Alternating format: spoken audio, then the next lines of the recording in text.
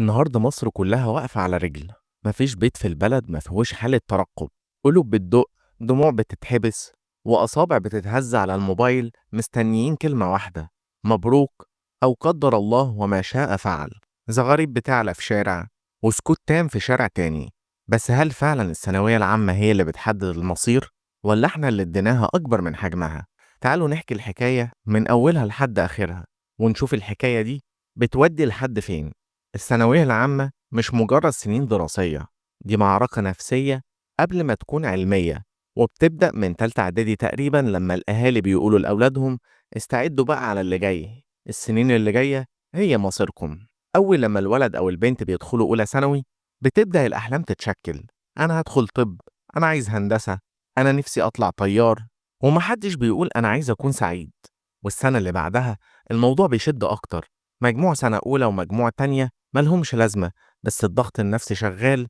ركز علشان سنة تالتة جاية، وتيجي تالتة ثانوي وتتحول الحياة كلها لجدول مذاكرة وساعات نوم قليلة، وكوباية نسكافيه أو كوباية قهوة على طول قدامنا، والتليفون في وضع الطيران.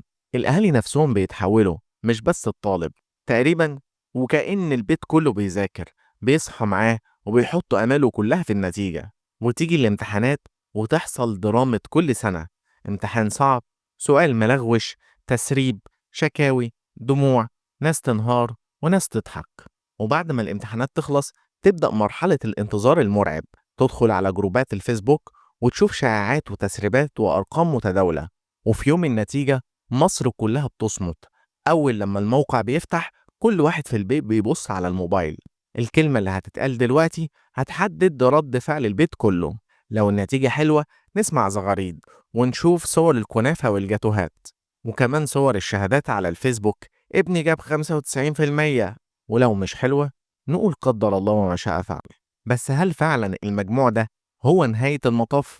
اللي جاب 50% خلاص مستقبله انتهى، واللي جاب 98% هيدخل الجنة؟ الثانوية العامة مجرد بوابة، مش نهاية ولا بداية. هي محطة من محطات الحياة، لكنها مش الحياة كلها. بس في ناس دخلوا كليات قمة وكرهوا التخصص واشتغلوا في حاجات تانية خالص، وناس ما جابوش مجموع عالي بس نجحوا في حياتهم وحققوا ملايين. المهم مش انت جبت كام، المهم انت عايز ايه وبتطور نفسك ازاي. الزمن اتغير، والوظائف مش بس بالشهادة، المهارات كمان بقت هي الملك. في طلاب بيفهموا بسرعة، وطلاب تانيين بيحتاجوا وقت. النجاح مش سباق، النجاح إنك تكمل وتلاقي شغفك. وفي حاجة تانية: ضغط الثانوية ممكن يخلي الطالب يكره العلم نفسه. علشان كده لازم نفهم إحنا بنتعلم ليه. إحنا بنتعلم علشان نوسع مداركنا ونلم معلومات أكبر تنفعنا في مهارات الحياة. الاهتمام بالصحة النفسية للطالب أهم من درجاته. كلمة واحدة ممكن ترفع طفل، وكلمة تانية ممكن تدمره. إحنا محتاجين نقول لولادنا: إحنا فخورين بيكم مهما كانت النتيجة.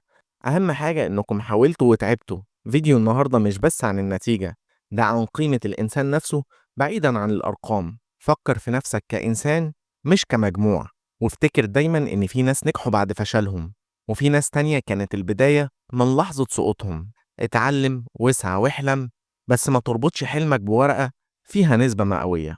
وبس كده، نشوفكم في فيديو جديد إن شاء الله.